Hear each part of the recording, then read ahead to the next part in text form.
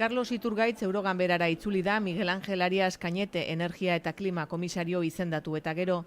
Iturgaitzen hirugarren legealdi honetan herritarren kezka nagusietako bat ustelkeria da. Euskadin popularren buru zela, Bilboko egoitza diru beltzarekin finantziatu zela esan dio Barzenasek Ruz epaileari. Iturgaitzek dio hori ez dela egia eta frogatu dutela, eta gaitzetsi egin du ustelkeriaren kontra gobernuarekin bat ez egitea oposizioak.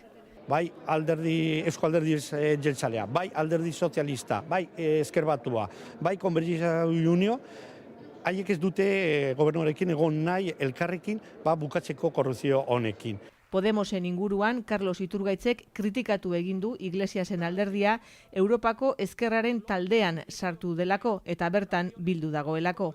Bildu poetarraekin daude talde berberan. Zer esan nahi du?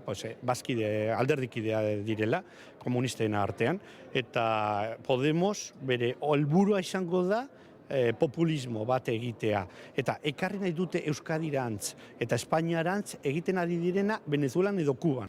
Junckerren inbertsio planaren inguruan Iturgaitzek dio xehetasun gehiago ezagutu arte itxaron behar dela zer emango duen jakiteko.